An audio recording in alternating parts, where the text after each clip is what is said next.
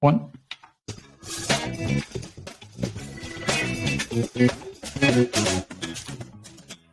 And welcome to the CSS podcast. I'm one of your hosts, Dave Wolfers. The gentleman in the middle is Sam Wolfers, and the gentleman to my right, your left, is Charlie Crawley. And we have a SOS emergency podcast for you tonight. We decided to bump our original segment for breaking news, and you probably have heard this news already, but it is 7:07 as we are recording. The Cincinnati Bearcats head coach Luke Fickell has agreed to become the next head coach for the Wisconsin Badgers from the Big Ten. We'll get into all the details, our takes on the move, and what's next for the Bearcats here in a little bit. But before we do any of that, please hit that like button, subscribe, turn on the notification so you won't miss a new drop like our emergency podcast here, and tell all of your friends and coworkers about the latest Cincinnati sports scene podcast, especially all of you who love your Bearcats, Bengals, Reds, Muskies. So with that, let's go ahead and talk real quick about the week that was. We're going to give a couple shout outs to some local football area schools that were playing for either a state championship this weekend in Indiana or the right to go into the state championship in Ohio for next weekend. So we just want to give a shout out to the Wyoming Cowboys. They defeated Steubenville. No, it wasn't Steubenville, was it? Yeah, Steubenville. Yes. Steubenville on Saturday, and then come from behind victory there. And then also a shout out to East Central High School right across the border in Indiana for winning the state championship against Chittard. So that was a big game for them. So congratulations to both of those teams. We look forward to Wyoming in the finals next weekend, and we'll have a little more details on that as we go. Now let's go ahead and talk Bengals today. We had a very physical game in Nashville with the Bengals coming out on top 20-16. Thoughts, takeaways, gentlemen, go ahead. I thought our run defense was great. I don't remember what the final stat line was, but I'm pretty sure we held the Titans to under 100 total rushing yards. So if you can keep their run game in check and then just make Tannehill beat you, more times than not, he's probably not going to beat you. And we saw that today. I didn't think it was the best game from our offense. I thought they were fine, but it was enough to get the job done. So, I mean, overall, win, tied for first in the division now. So, got Kansas City next week. Yeah. So we'll have to get healthy and see what we can do. 38 yards or 63 yards is we held. 63. Yeah. 38. Henry was 17 carries, 38 yards, 2.2 average. Yeah. That's impressive. He had that one screen play there, but other than that, their offense didn't really get going. Kind of that jump ball, I guess, there in the third quarter, maybe fourth. I can't remember when. But other than that, they weren't explosive. They didn't grind us out. So, I mean, we're really seeing DJ Reader's importance now that he's back, how improved our run defense has been. Yeah, echo all those same things. But before any more with Bengals, shout out to the Jaguars for beating the Ravens in the last minute game. That was an unexpected help there. So, so that was good. But yeah, for me, it was, the defense in general. I think the defensive backfield played well also. I mean, he had a couple plays, but Eli Apple had actually a couple of good breakups today. I think Cameron Taylor-Britt, for a young dude, is playing pretty well. So I think, again, the defense gets a high grade for this game. The offense had their standouts. T. Higgins, again, stepped up, had a great game. I think P. Ryan, for being a backup, I think did a really good job today. And in certain ways, do I think he's more talented than Mixon? No, but I think his running style and just like what he does for the, as a runner is maybe almost a little better for the Bengals right now. He doesn't get hardly ever stopped for no gain. I mean, he always picks up 4 yards, 5 yards, 6 yards. He's a little tougher of a runner than Mixon is. Doesn't dance at all, just gets the ball and goes straight ahead and looks, little holes and gets them. So I think that was a big thing. I mean, he's not going to rush for 100,000 yards, but I think every one of his runs today was important to, kind of beat up the Titans defense a little bit and give Burrow a chance to, throw it enough. He's also a better blocker than Mixon. So in terms of that, so I'd say, shout out to him, specifically for coming in and doing what he did today. So, but yeah, I think it was a little bit like the playoff game last year. So I think they did a good job on Henry last year too in the playoffs, kind of a grinded out game, and they made just enough plays, and the offensive line didn't give up. What was it, like 7 sacks or 9 sacks or something last year? Right. So 9. So Burrow played better, I think, or I know played better today than he did in the playoff game, but I think because he was actually standing upright for most of the game. So yeah, I think that the team is showing a lot of resilience, a lot of fight, especially without having your main weapon, Jamar Chase here for the last 4 games. And, it is one of those things that I think they are taking on the character, at least the defense, taking on the characteristic of their coach, Coach Lou there, just with the bend not break and the attitude. I was down on the treadmill running a little bit, watching this second quarter, and, I was getting a little mad just because it's like, come on, guys, it's Tannehill. I know they were putting everybody up to stop Henry, and we had the seam route, especially as they were driving down the last 2 minutes of the first half. And I was just like, come on, you've got to be able to stop. They're dropping 15 yards back and they're just throwing it 8, 9, 10 yards. And I understand the, march down the field, but it's like, gosh, you got to at least make them have a little contested challenge periodically to put them in some situations where they're not comfortable at. But, other than that, I was really happy that they started to run the ball in the second quarter when they made their move for the first field goal, where they, P. Ryan ran it like 2 times in a row and picked up a first down. And it just allows the Bengals to do a lot more when they can get some sort of running game, and people have to respect that. And, I just think overall this was a challenge for us. And, because next week it's going to be another challenge, heading to Arrowhead and going into Kansas City to fight, because they are clicking. I mean, they are clicking on all cylinders right now. Mahomes just throwing that ball all around, and Travis Kelce, it's going to him, but for some reason he's still catching it and scoring touchdowns. And, he got another touchdown today, 12 of them on the year. And it's going to be one of those, that's going to be a telltale, I think. If we can beat them in Arrowhead again, looks a lot brighter. It's in Cincy, by the way. Oh, is it? Yeah. Yeah, it is. Yeah, it is. What am I saying? Arrowhead. Sorry, folks. Didn't want to scare you. Unless there's like 6 feet of snow here in Cincy. Yeah, you never know. They might, stranger things have happened to the Bengals here, than that. So. Right. Yeah, and I'll just come back with the from the defense standpoint. I mean, the outside of that Henry, that little screen pass thing that he broke into. Other than that, they held the Titans to 3 field goals. So yeah, I mean, you're going to have. I mean, you're playing an legitimate NFL offense, so they're going to have some plays, and you're not going to hold them to 0. Right. I mean, the Rams have 10 points right now on the Chiefs. I'm watching it, and they're starting another guy I've never heard of in my life. I couldn't tell you. Yeah. I couldn't spell his name, let alone know where he came from, what college he went. So, I mean, you're playing an NFL offense. So, again, I think the defense was an A today.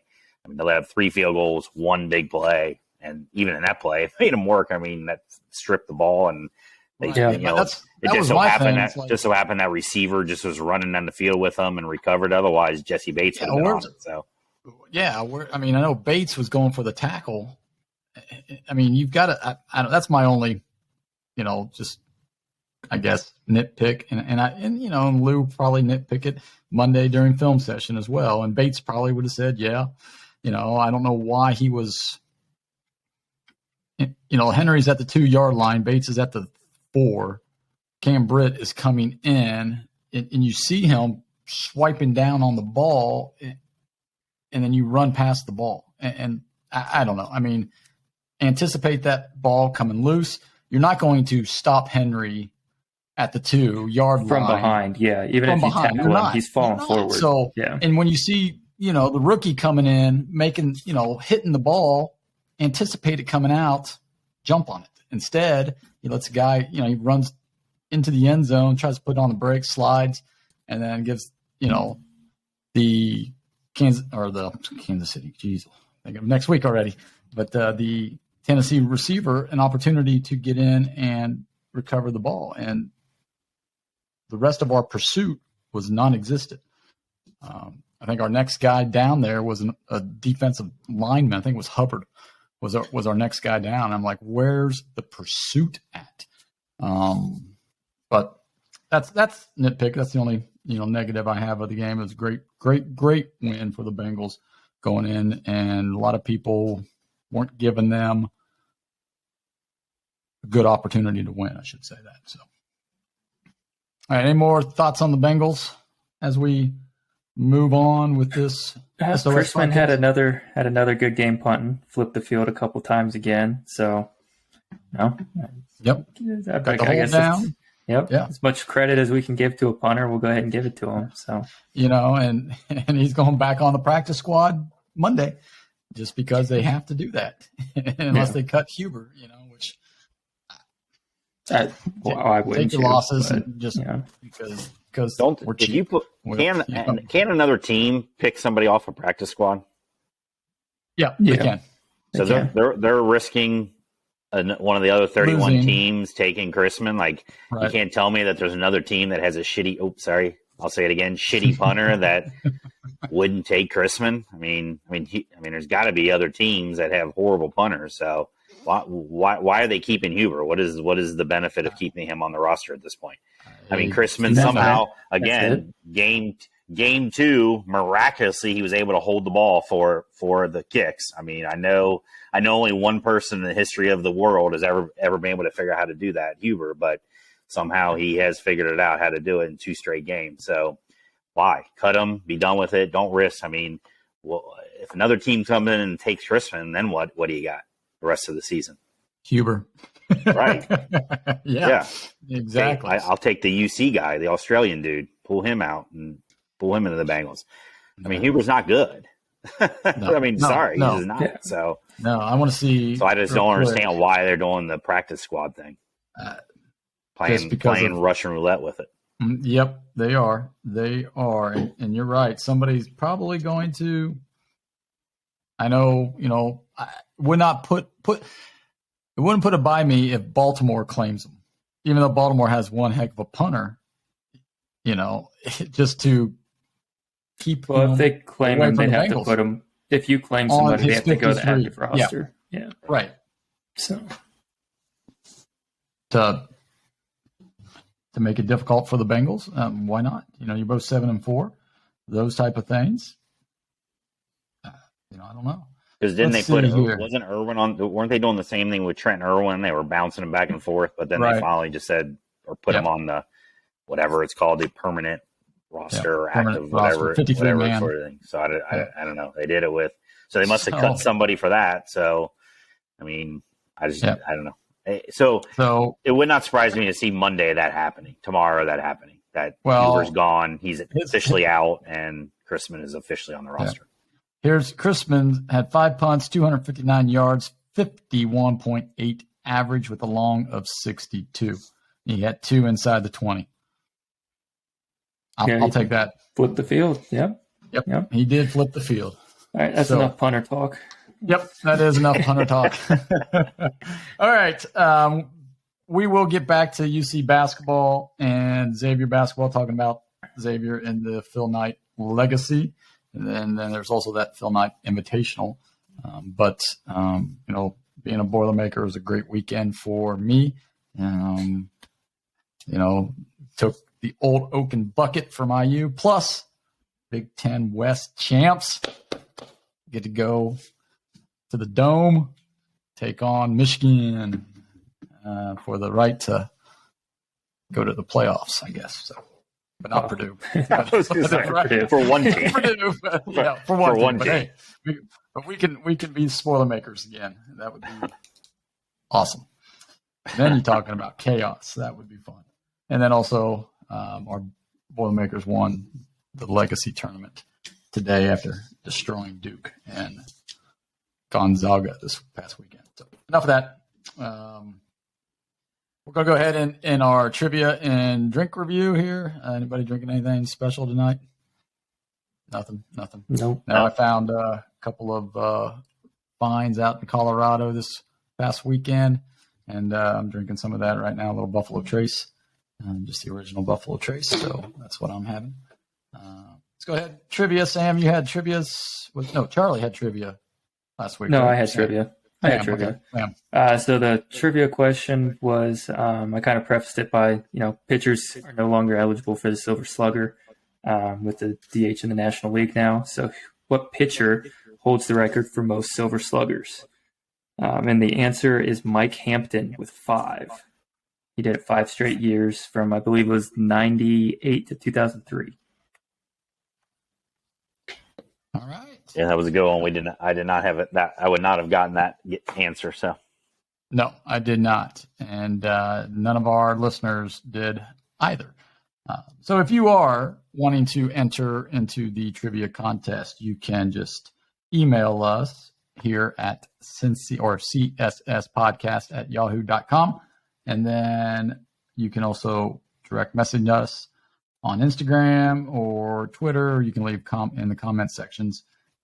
We will post these trivia questions there and Cincy Sports Scene there. So I have this week's trivia question, and with UC and Clemson both snapping their home winning streak, I was trying to figure out which program is next in line, but instead I'm going with this one. Which program holds the record for the longest home consecutive winning streak?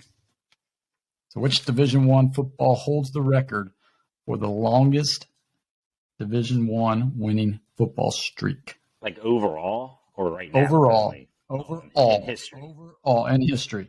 It is 58 games. I will give you that hint. 58 games. Gentlemen, got a guess? I'd say Oklahoma, maybe. Oklahoma or Nebraska. Thinking Oklahoma back in the day, but maybe the U in their heyday, maybe. I don't know. That's a tough one. Yeah, I'll stick to Oklahoma as my guess. Oklahoma from like 70s, 80s. It's a good one. Yep. All right. We'll go ahead and reveal the answer next week as we come back for our regular scheduling program. But once again, if you want to, you can email us at csspodcast@yahoo.com, or you can direct message us on Instagram and Twitter at Cincy Sports Scene. All right. So now we're going with the topic of the week, and it is our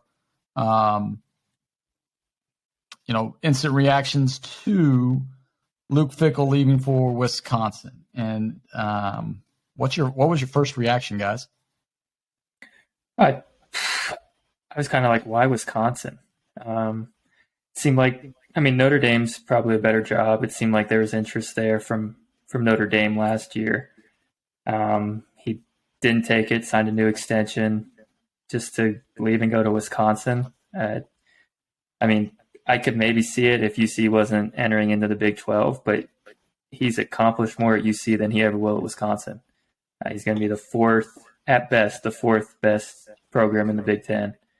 His best season, he'll go 10-2 and lose to Ohio State or Michigan in the Big 12 or the Big 10 championship game. So I don't get it. It doesn't make a lot of sense to me.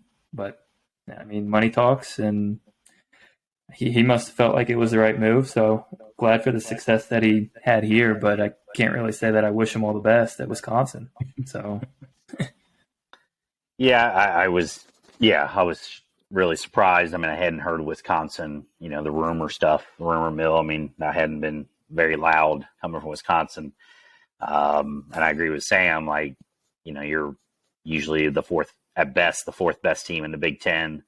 And I don't think I think the Big Ten is way overrated anyway. So, usually you have the two or three teams, the same two or three, and then you get one good season out of, Wisconsin or Michigan State had a little bit of run or somebody like that. But now on the flip side, Wisconsin fits Luke Fickell. I mean, it's a run first defense, hard nosed. That's like their prototype, Wisconsin team. And that's what he is. I mean, pretty boring, like a boring, kind of setup, but you win. And that's Wisconsin. So that part doesn't surprise me that he fits in with that kind of Wisconsin prototype type program builder. But yeah, I don't know. I mean, I have no idea how much Wisconsin pays. I mean, I know he was making $5 million this year.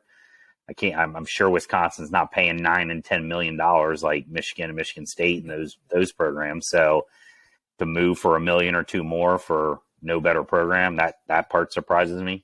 He's got a son on UC's team, a sophomore son that's on UC. So again, is he going to transfer? That kid going to transfer to Wisconsin or something? I mean, I guess that could be in the works.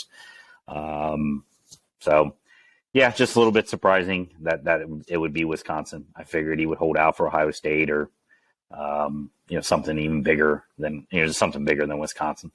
So when I heard it today, I was like, wow. I was shocked. I was like, huh? No way.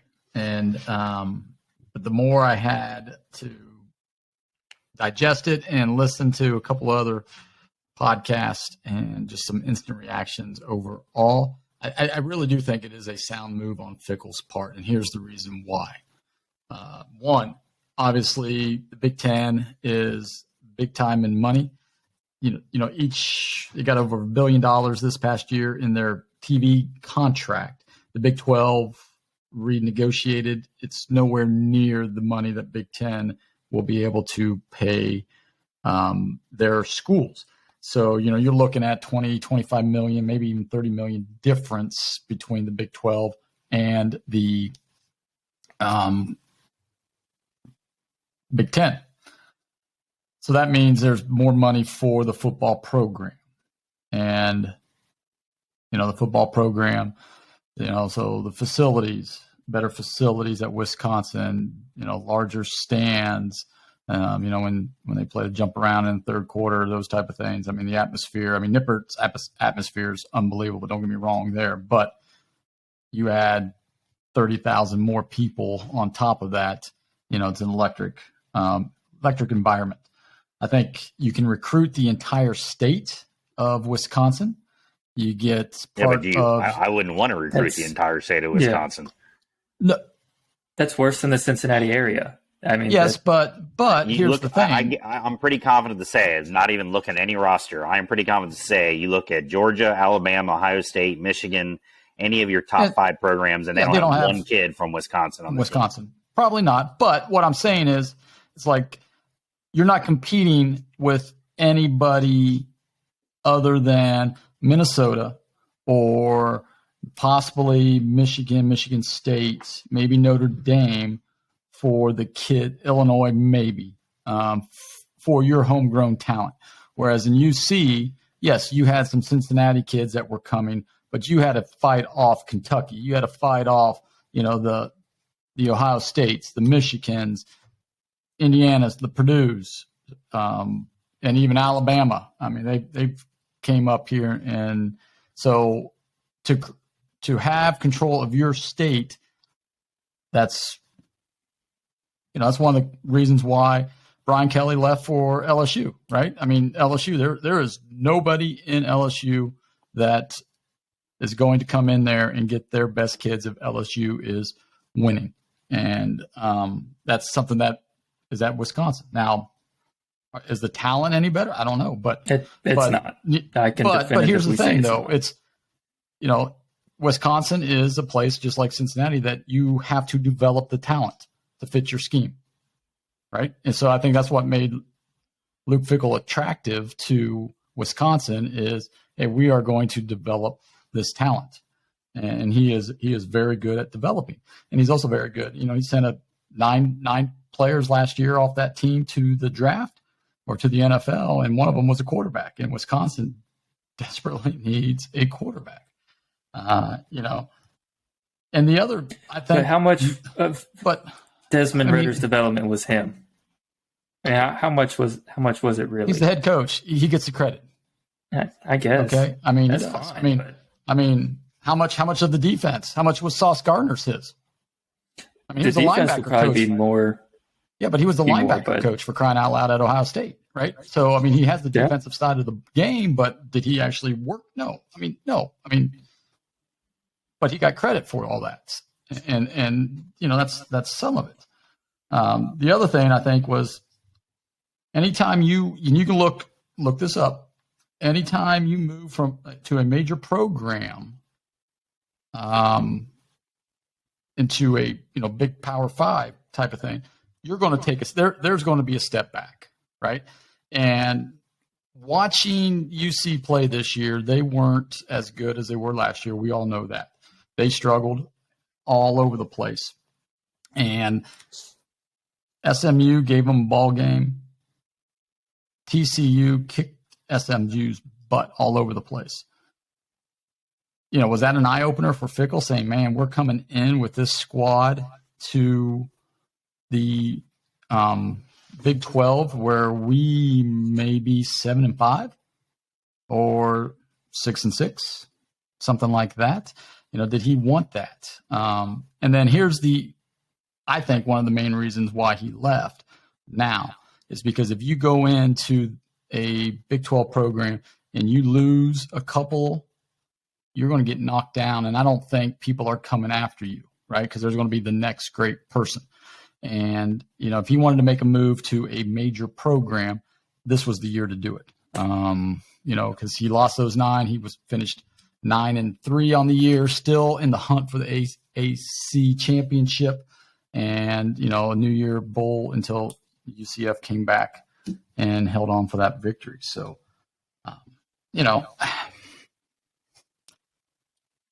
I was shocked, but when I sat and really looked at it, the money is probably 3 times as much as far as resources coming in to the Big Ten and to the Wisconsin program than UC's. And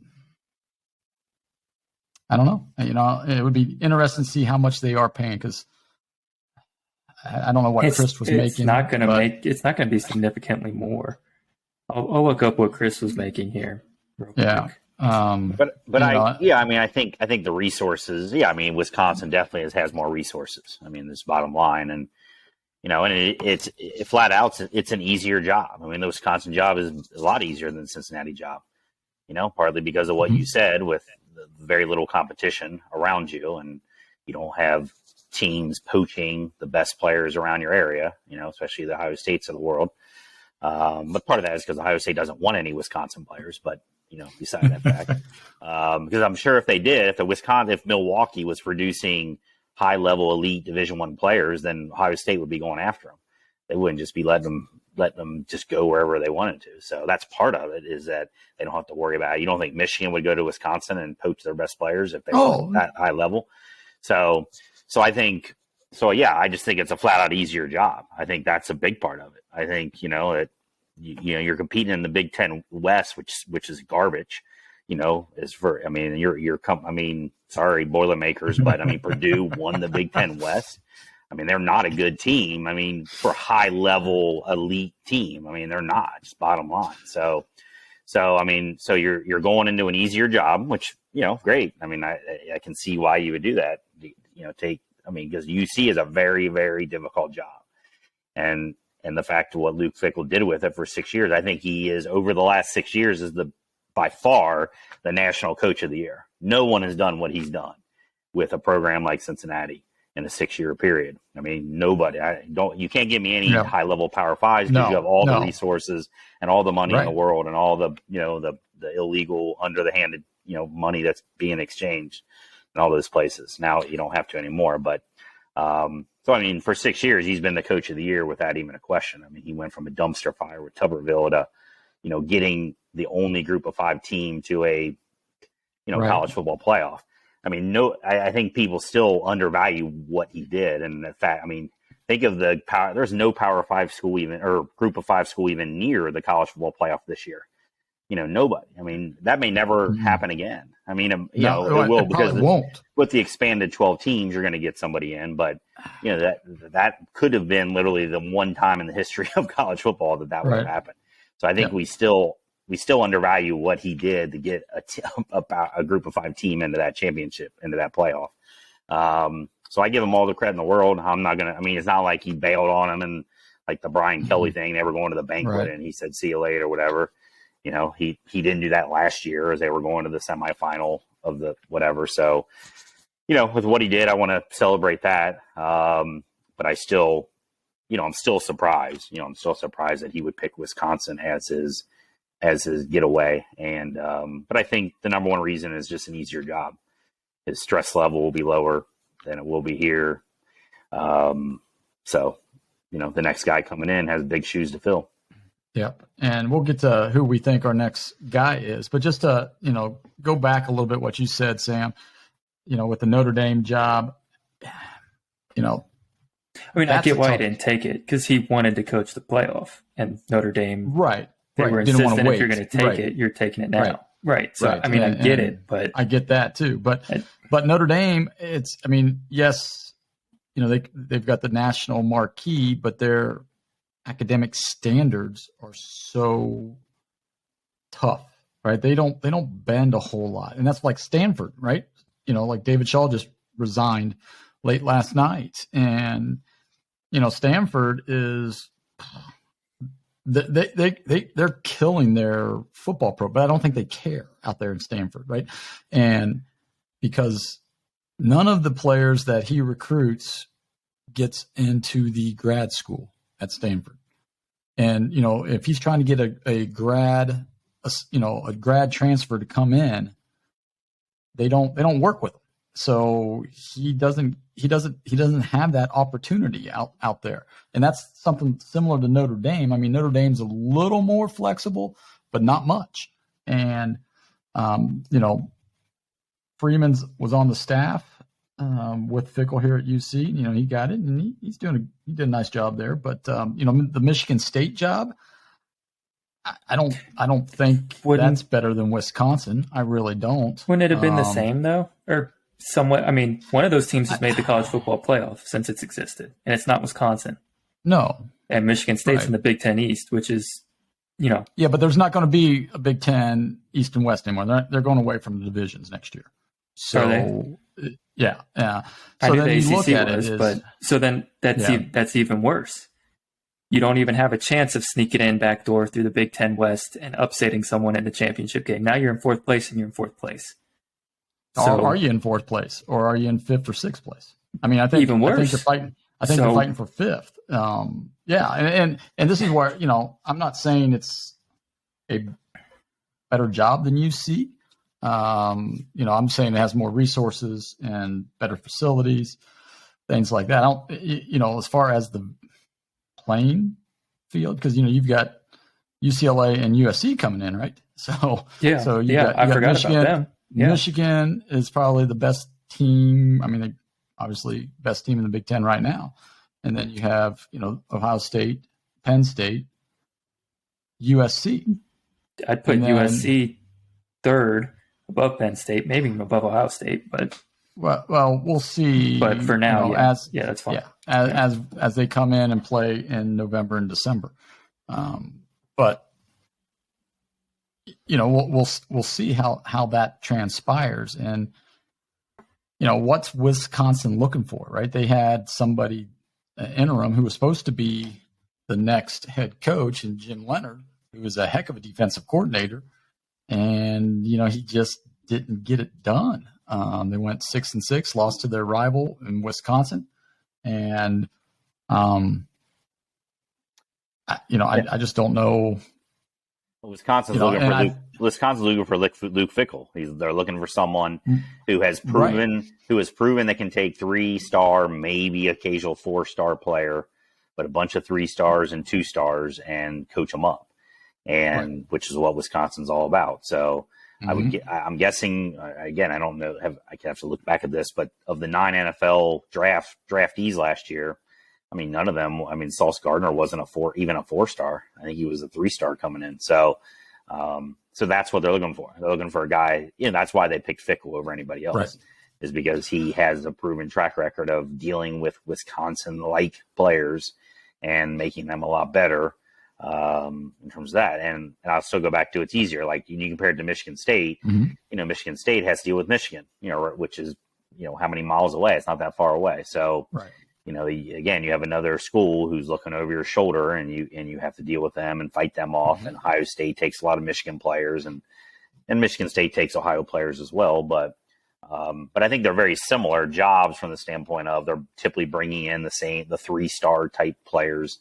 When Michigan State had their run, I mean, again, that they didn't have 5-star players on their team. They had a bunch of 3 stars that they coached up and got his max. Ability out of, just like Fickell did. So, I think for whatever reason, I think the difficulty of dealing with Michigan and Ohio State right around you is probably part of why he avoided or he turned down Michigan State. And Wisconsin's, out there is easier. And maybe, like you said, maybe if he stays on another year and they go 4-7 next year in the Big 12, then the shine off the star, starts coming off. And I don't know. I don't know if it would be in a year. I mean, the dude at Iowa State they were terrible this year, and I think a lot of schools would still take him. So, as a matter of fact, he's on the UC list right now. So, well, I was going to say, I don't know if Matt Campbell will probably be at Iowa State forever. I don't think he's going anywhere. But we'll get into that here in a second. Real quick. Yeah, so Chris, Wisconsin's last coach, was making 5.2.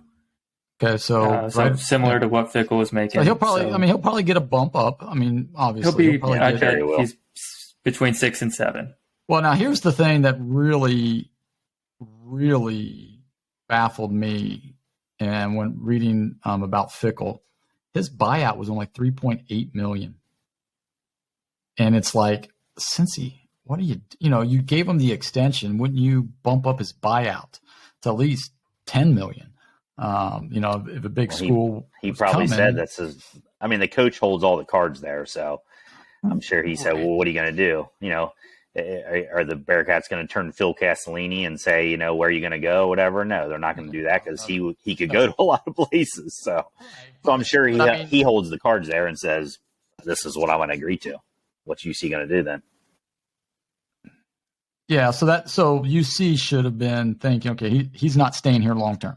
I mean, with that low of a buyout, he's looking to get out. I mean, he did what he had to do at UC, and kudos to him. And he's looking to the next move, because if you're a school and you want to keep your coach, aka Jimbo, right, at Texas A&M, you throw in that $90 million buyout, and but you're giving him $100 million as well. You're not giving Fickell that kind of money. But enough of that. Enough of the buyouts and stuff. The one interesting thing is how similar Fickell and Christ were. And this is the thing that I would be leery with. Especially with no divisions coming to the Big Ten, UCLA and USC coming in as well. Fickell was in his time at UC 57-18, and that was after a 4-8, I believe it was, his first year taking over for Tuberville's mess. Yep. Kudos to Luke for turning that thing around quickly. Chris was 67-26 in his tenure there at Wisconsin. Are they expecting Fickell 10-2, 10-2, 10-2, 10-2, 10-2? Every year at Wisconsin, or with a chance here and there to maybe be the top 2 teams and play for the Big Ten title? Or, I mean, that's the question, because they got rid of Christ and his style, and Fickell's style is pretty similar. I don't know. I would imagine if you're going to get rid of Christ, who had some, 10-2, 9-3 seasons, and then in the middle, I mean, last year they weren't great. I think they were an 8-win team last year, and then they started off real slow, real poor this year. They canned him. I mean, you have to go in with the idea that your next coach is going to be competing for Big Ten titles. I mean, otherwise, what was the point if you're going to settle for 9-3 and 10-2 again? If you're Wisconsin, but I mean, it's a good hire for Wisconsin. I mean, it's a great hire. He's a great coach. It's just being a UC grad. It's just how it is, I guess, for UC fans. And and everything we were hearing from Fickell, how he had turned down other jobs, it just kind of felt different. Like he was going to see us into the Big 12 and at least play it out. So that's why this one stings still. It's not as bad as Brian Kelly just, leaving in the dark almost, but it's still not, a good feeling, and, like I said before, I don't really care for him to succeed at Wisconsin. So, so now if you're the rest of the Big Ten bottom, right, Nebraska just made a splash hire, and Matt Rule, who's. You think he wishes he'd have waited a day? No, Nebraska is a better program, could be a better program than Wisconsin. I mean, because I mean, coming to UC, playing in the Big 12 instead of Big 10, where he's had success. Who? Matt Rule? Matt Rule, yeah. No.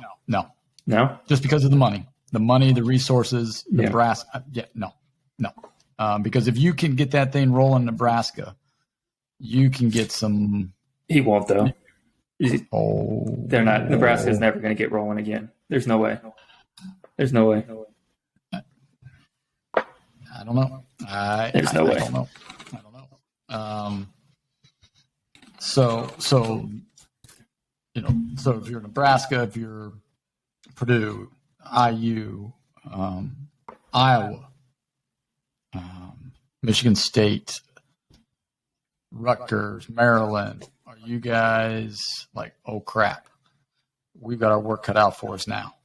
Because the pecking order, right? Ohio State, Michigan, Penn State. I don't know if it changes. Yeah, I don't know if it changes anything for those schools that they've been saying "oh crap" now for a decade. I mean, they haven't been good for. Other than again, Michigan State's a little bit of an outlier because they had a run. So, but there's others. Wisconsin was going on the downward turn. It's like they were like, maybe, hey, we could slide like Purdue. We slid up there, right? Because in years past, 8-4, Purdue is going nowhere but the Alamo Bowl. I think that they could, some of the teams might be like going, we got to really buckle down and, keep our recruits and things like that, just because Fickell is such a developer. People may look at that as a, obviously a positive for Wisconsin, but a negative for their own schools. I don't know. That's kind of one that's going to play out over the next couple of years, I think, because I can't imagine that Wisconsin's going to have that great of a turnaround next year. Maybe they'll be a little bit better than 500, but I don't see them dressed. They're not going 9-3, 10-2, 11-1 next year. They're not doing that.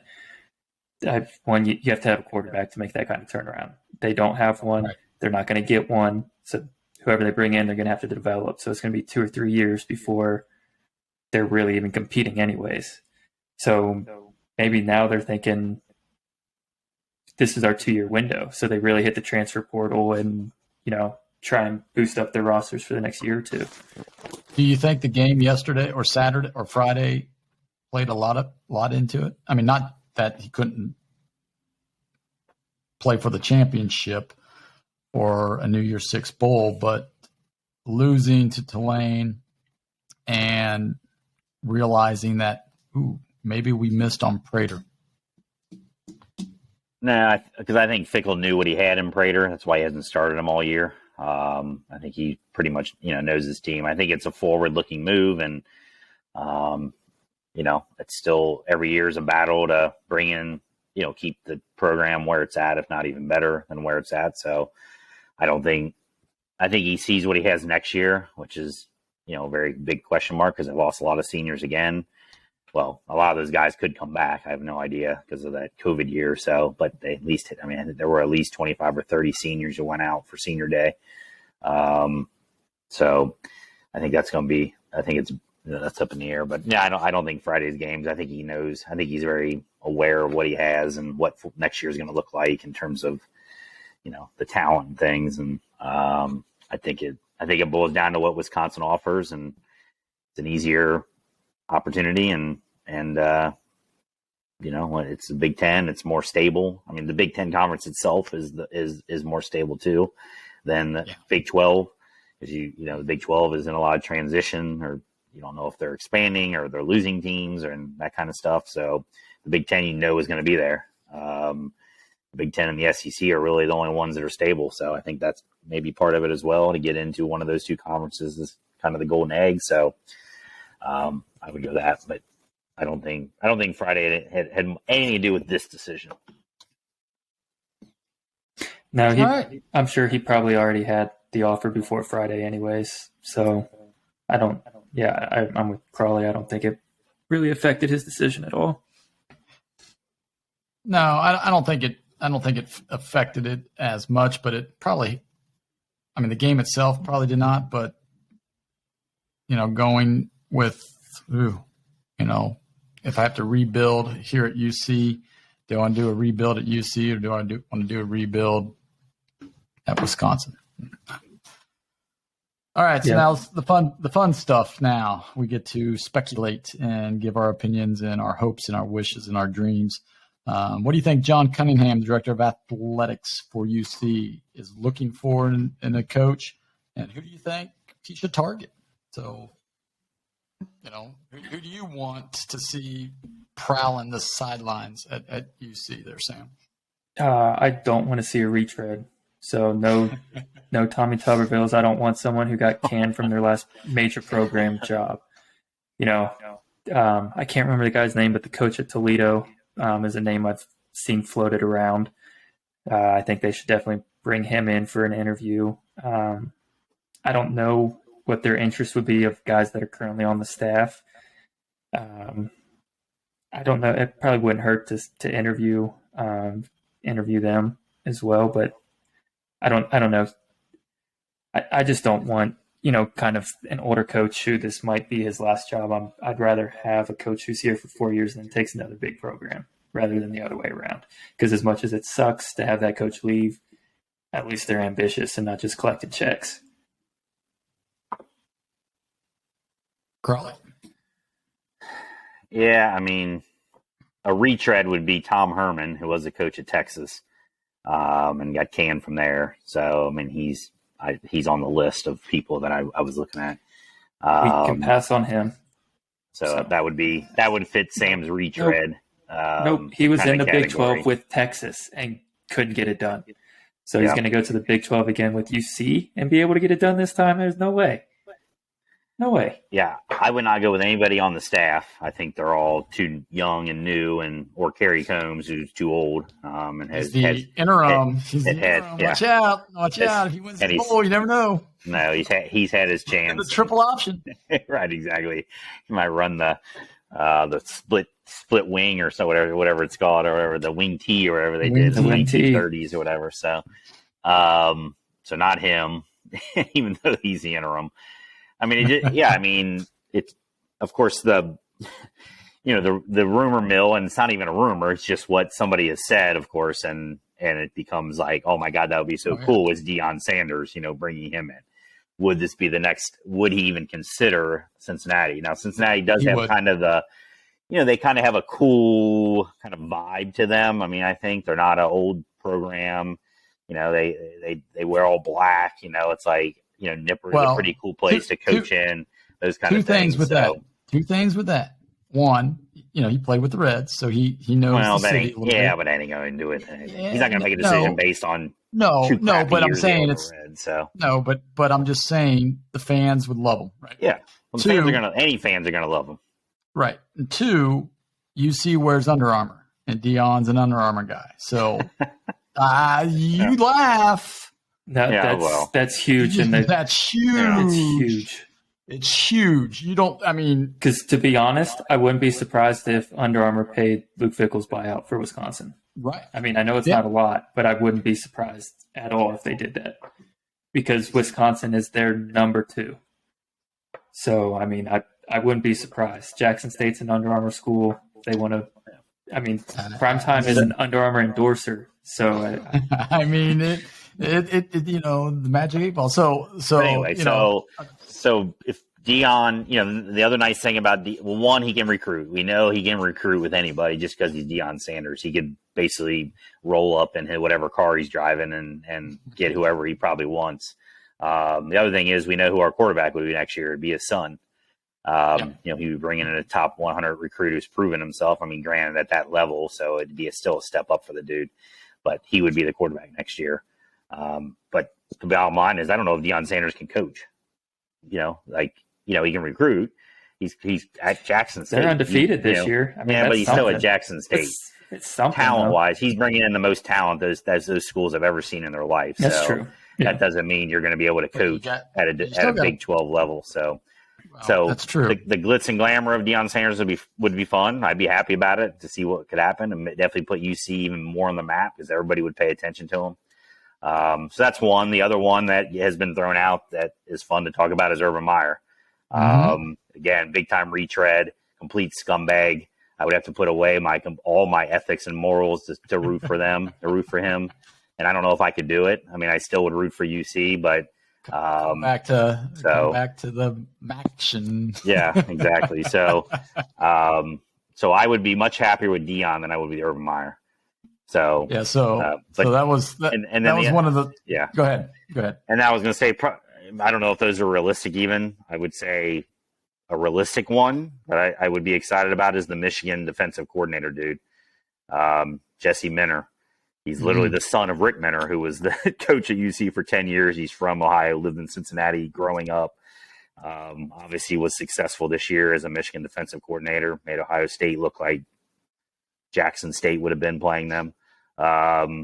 So he obviously knows how to coach. He's a young dude. I think he's only like 33 or something. So, he'd bring a lot of, I would guess a lot of energy. He might be very Luke Fickell-like in terms of he's a defensive guy, younger, energetic, has connections to Ohio, kind of thing. So of all the other guys out there on the list things I've been seeing and the list I've looked at, he would probably be my, without knowing much about him, just that kind of stuff I think would be a big time positive. So, yeah. So I was listening to the Cover 3 podcast. Shout out to those guys. They got a lot of great inside information, and they were the ones that Bud Elliott.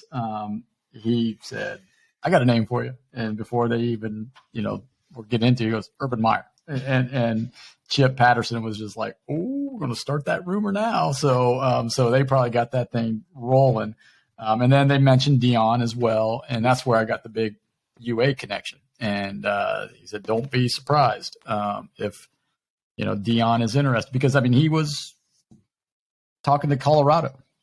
He wants to get into the Power 5. He has to listen, and he was talking to Colorado, and Colorado is not a very good program right now. At all.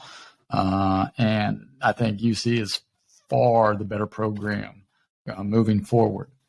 Tom Herman was another name that is on the list, and I know he was a retread, Sam. Didn't get it done with Texas, but he knows the area.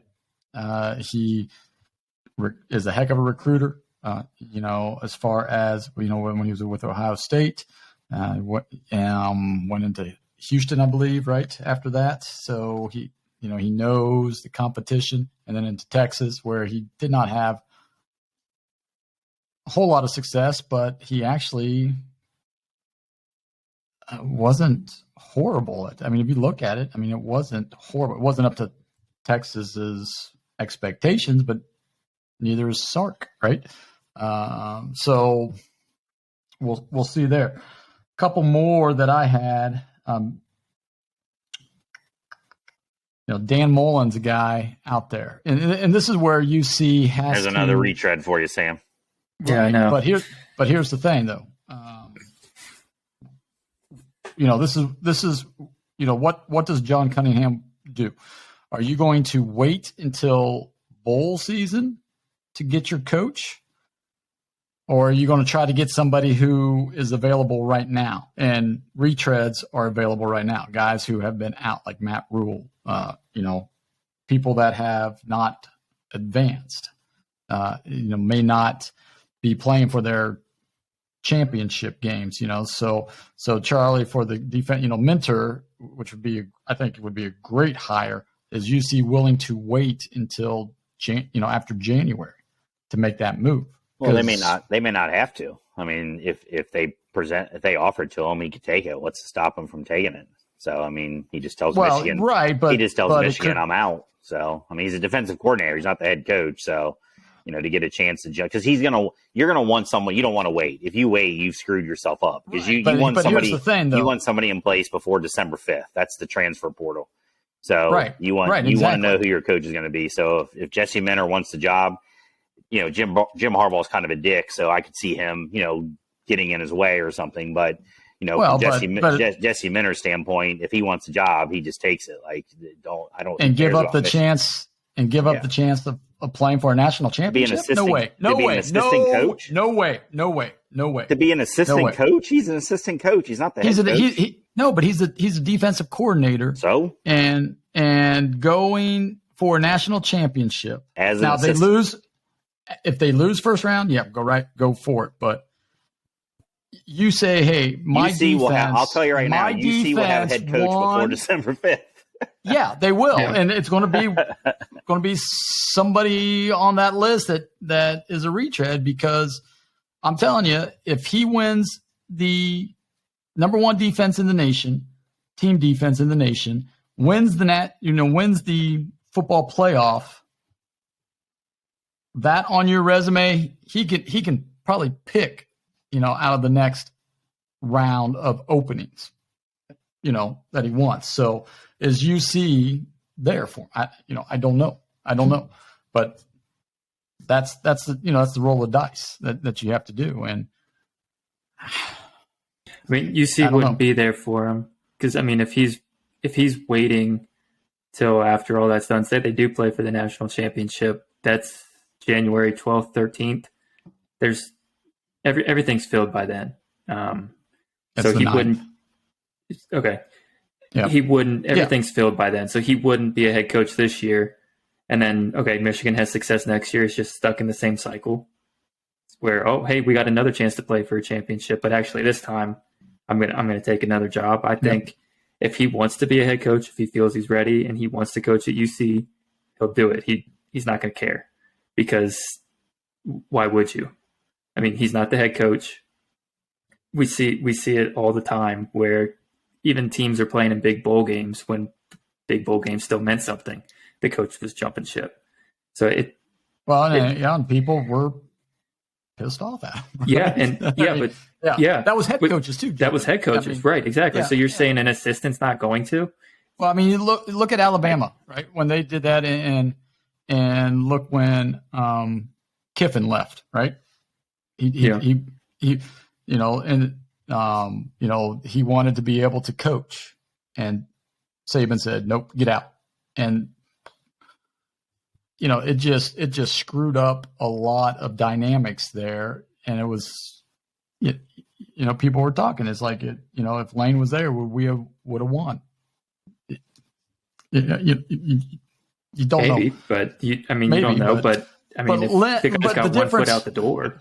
And I don't think Lane Kiffin looks back on. I don't think he looks back on it and says, "I made a bad decision." No, I don't think he does either, because he was a head coach before, right? And I mean, he was the reclamation project of Saban, just like what Saban does. I mean, Bill O'Brien is on the list too now. God, no.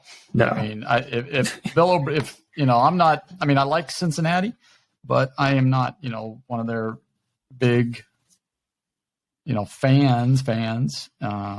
But if he was the head coach, there would probably be a big time revolt. I mean, for all the talent that they had at Alabama the past 2 years, the best quarterback ever, and that's the offense you roll out. Yeah, I'm just saying he's on the list. His time at Penn State, too. Yeah.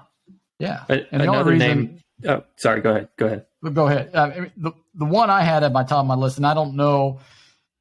I don't think he would come to UC because I think he's in the running for. I mean, his name pops up here the last couple of years, but Jamie Chadwell out of Coastal Carolina, young, dynamic, go-getter, recruiter, always has Coastal up there, playing for championships. If we're looking to go younger and that way, that's a name. Maybe. I don't know. Who else do you have? I was going to throw out another name that I'm seeing. Who did this? All Bearcats. They put out an article. Alex Golash, who is Tennessee's offensive coordinator, who he calls plays for Tennessee. He's their offensive coordinator. They have number one offense in the country. Does he call the players, or does Heupel call the plays? No, he calls the plays. That's what they're saying in the article, is that he calls the plays. So maybe they got that wrong. I was going to say, because Heupel has the sheet. I mean, if you look at Heupel has the sheet. So, and I know it's Heupel's offense, or actually, it's Bryle's offense. So yeah, it says that he's the play caller. Maybe he's not, but I mean that's another name. I mean Tennessee, if you want to go more in the offensive route, I think that's the name that you look at. So I don't. Yeah, the other name that I thought was intriguing on the Bearcat Recruiting Journal, that's where I'm getting the names from, and they have, to me, the most ties into the program. So is Dave Clawson, who's the head coach at Wake Forest. And Dave Clawson, if Luke Fickell's number one, he might be number two in terms of coach of the year for the last 5 years. I mean, Wake Forest was, what were they in football? And they've actually been, one of the top teams in the ACC. So he obviously can coach up players. And I guess the part of it is that he has ties to Ohio. He was an assistant for a number of schools in Ohio or something. So he was a little old. He's like 55. So, not, a little older, but he's had success as a head coach for multiple years. So that's why I wouldn't call him a retread, because he's not someone who would be kicked out, fired because his teams have crap now. And then it's time to go. He's been still winning. So I don't know. I thought that I would have never thought of him until I saw that list. So, yeah. Are there any other coaches like that who are, having success at somewhat big programs, that we could maybe even poach from other than Wake Forest? They have Matt Campbell on the list too, the guy from Iowa State, because again, he's an Ohio guy. And he's probably hit his peak at Iowa State.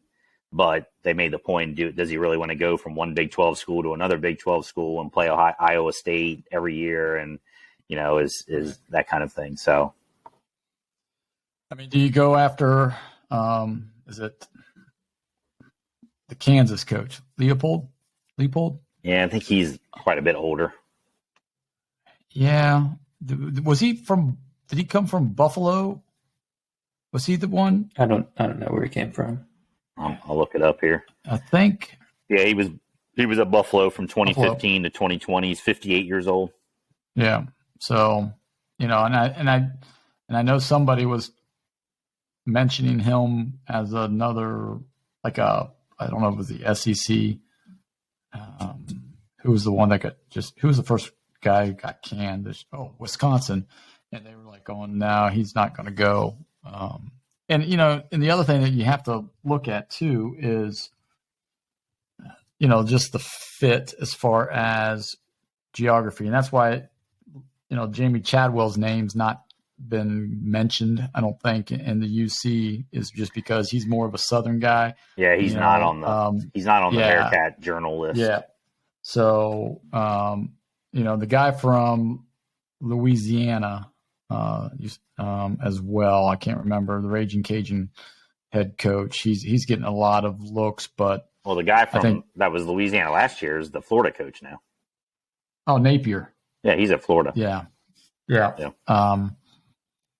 So that's what they were saying is like they're looking in their region because they've got a recruiting base already. They've got all that kind of stuff that makes the transition a little smoother. And, we have to figure it out. Do we want somebody with Ohio ties? Do we want somebody that recruits the area well? Or do we want to be able to, with UC going into the Big 12, who can recruit Texas pretty well? I think, Tom Herman still has a decent relationship with the high school coaches in Texas. Get some big time talent there coming to UC. Could you get the big? I don't think you could get the big time talent though. Could you? It just depends on how big our NIL. Yeah, because that's the thing. Because Texas's NIL is huge. A&M's is huge. I mean, right. Those are really the two big ones. But what I'm saying is, there's a lot of 3-star, 4-star talent in Texas and Florida. Yes. Maybe, but Dion has no problem recruiting. Urban, I don't think, has a problem getting talent to UC. I really don't. No, neither of those guys do. No. So yeah, it'd be interesting, I think. And I agree with you, Charlie, that I believe that they are going to act sooner than later. I don't think they can wait around, especially with the move to the Big 12 and the portal and everything like that. And if they need to get when's early signing day? Did that already happen? Or is that coming up? That already happened?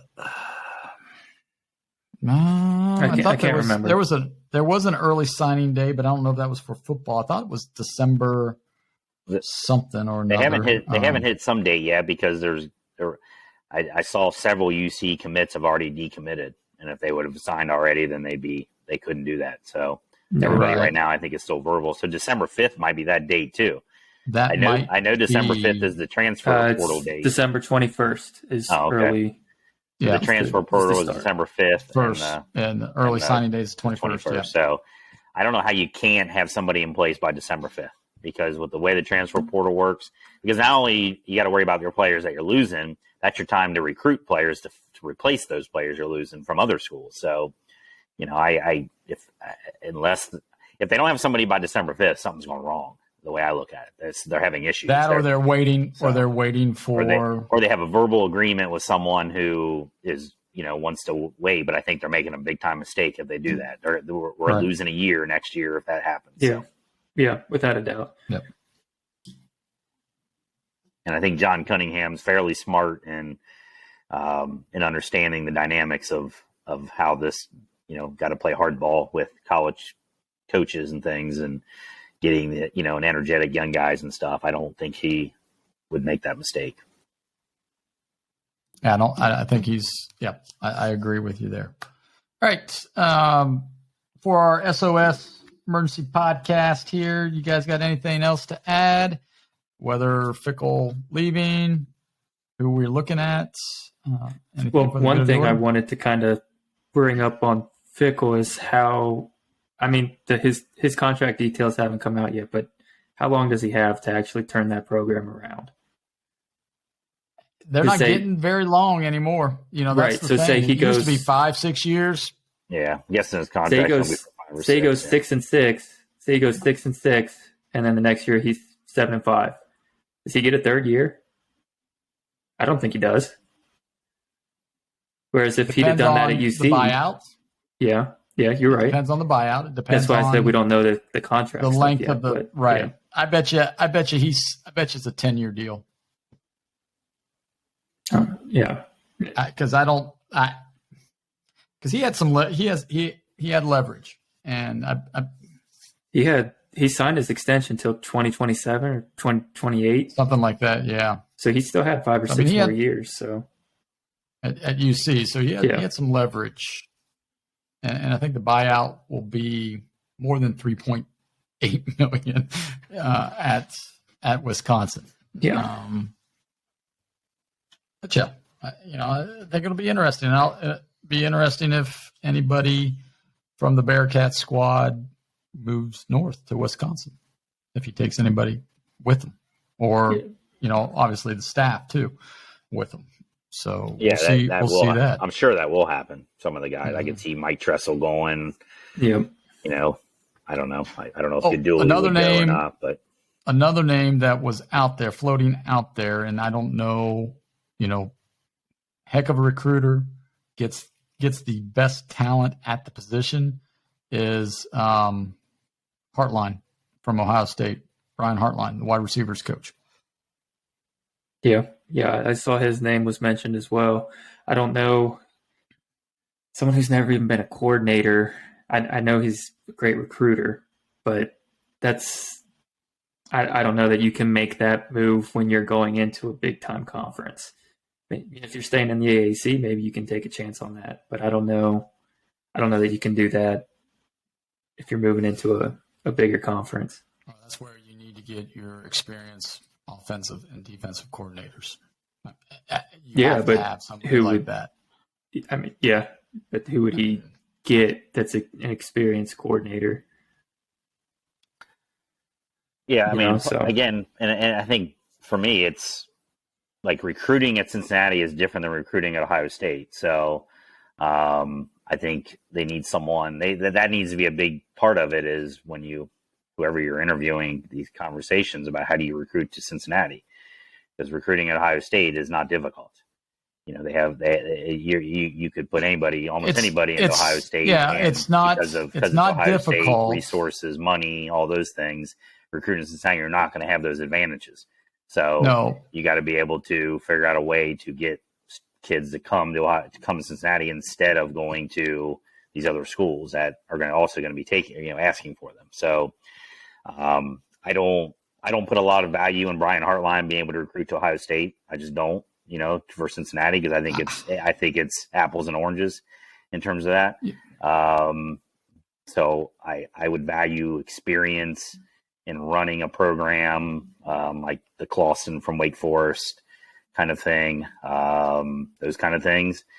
At least the Michigan guy is a coordinator, so he has to, run one side of the ball. Ryan Day's an offensive guy, right? He was the offensive coordinator before, right. So I'm guessing that Minter has basically is given free reins, kind of Anarumo-esque, I'm guessing, and kind of do what you want with the defense. So he's got that, but can he recruit? Who knows? I have no idea. So maybe he can't. Maybe he's not known as a recruiter. So that wouldn't be good because recruiting Cincinnati is its own thing. Like you can't compare it to a lot of these other schools. So, well, and I think we talked about this with the basketball, how much Wes Miller and is recruiting the area. That's what Fickell did, right? When he came in, he said, "We're going to recruit. We're going to try to keep the best in the area here," and it panned out, and then he could go outside and bring in some other 3-stars, maybe a 4-star here and there, but you've got to be able to do that.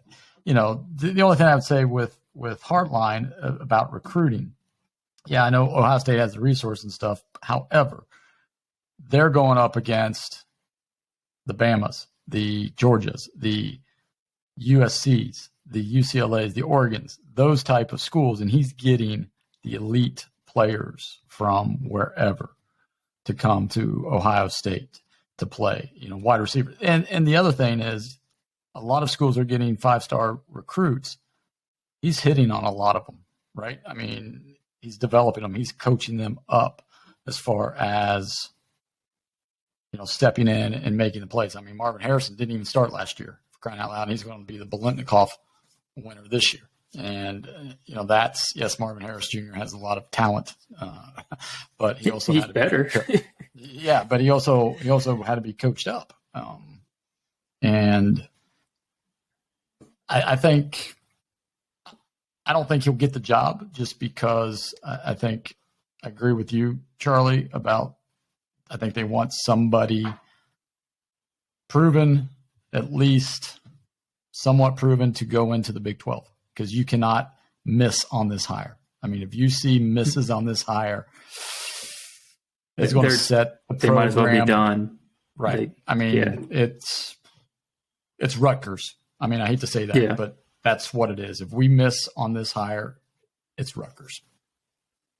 Yeah, I agree with that. Because once you prove to kind of be bottom of the conference, I mean, maybe you can fight to get up to the middle of the pack in 1 year. You know, maybe you're 9-3, but yeah, you're not going to be able to build a consistent program once you're at the bottom of a big time conference. It's not going to happen. Would maybe Hartline have a chance of being an OC for UC if whoever they hire wants to bring him in? What I'm hearing, though, is he might be the head coach in waiting at Ohio State. Oh, they already have one in waiting? Are they that upset with Day? No, but I'm saying Ryan Day was in waiting with. Yeah, but that was with Urban. Everybody knows Urban's on a certain timetable, right? He's not there for more than 7-8 years. Right. But I mean, Day, in theory, as long as they don't fire him, he's not retiring. No, he's not, but you never know. He might look at going to the NFL, one of these NFL job openings. I mean, that's where he came from. Yeah. And, especially with whisperings, you can't beat Harbaugh. You've got a losing record against Harbaugh. And that's, there's three things at Ohio State: win the Big Ten, play for, win national championship, and beat Michigan. Well, some of the Ohio State fans in my life are calling for his job. So yeah, those buck nuts, but so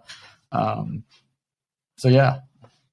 That'd be a good hire for UC, but yeah, no, that'd be a real good hire for you. That would be a terrible firing if Ohio State fired him. It would be. Yeah. No, I don't think they'll. Next year, they lose to Michigan again like they did this year. That seat is going to get a little warmer, and that's where I'm like, he might go to the NFL. Yeah, because he's like, I'm not going to take this pressure. I've played. I've got us to the playoffs. 3 out of the 4 years that I've been here, and then the Buckeye Nation is saying, well, those 2 of those years were Urban's kids. So he's feeling that. So does he say, screw you guys, I'm going to the NFL? I don't know. So yeah, that is, he'd have to find the right NFL job, but yeah. San Diego Chargers with, I don't know if they won today or not, but they were in a dogfight. They won by 1. 25-24. Is that the score? Yeah. If they don't make the playoffs, and Justin Herbert's. Oh, if the Chargers don't make the playoffs, I think their coach is gone. So he literally cost them a chance at the playoffs last year. So and Denver's coach is probably going to be gone too. I'm surprised he's not already gone. Dude, it's a mess out here. It's a mess. He's probably got 1 foot out the door, and he's got luggage in one hand, and he probably hasn't even unpacked his boxes at his house yet. And the fans are not that far behind on Russell Wilson either. So, and a new ownership group, they might just eat all that money and say, you know what, get on out of here. Whew.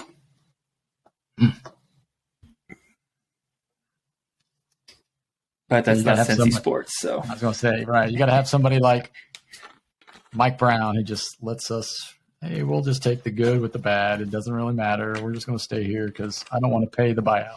I'm still making fans will still come to the game. So. Where are you going to go? That's right. All right. Speaking of that, we are going to get out of here. we need our prediction for next week. Bengals game.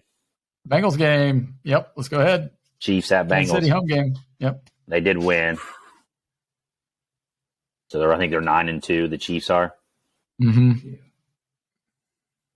So I'll go Cincy. I think I had them beating in my original prediction.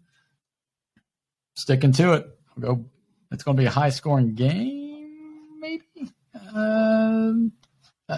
Hopefully Chase comes back. I think we'll go 35-31. Yeah, I don't know. I haven't heard anything on Chase if they're expecting him to play next week. I think that changes things if he's good to go. I think it's a high-scoring game also. I'm going to go 34-27 Bengals.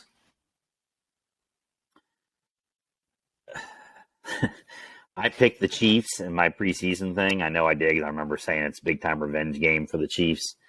So I'm going to stick to that, even though I think the Bengals are playing as well as they. Tennessee today, so yeah, I think the Chiefs are just way better than the Titans. So, I'll stick to that, even though I obviously want the Bengals to win. I have a bad feeling Kelsey's going to go crazy on next week. I think the Bengals they're not, which maybe no team is great at covering the tight end because he runs crazy on everybody. So, but I could see another 3-touchdown game with him next week. So I'll go Chiefs. I'll say 30-24. Okay, there you have it. Once again, next week we will be back with our regular lineup with talking UC basketball. We'll not talk football unless there is a higher and bowl game. It could be. Which could be, yes. And we'll talk Bengals recap of the Chiefs and then also Xavier basketball as well. High school.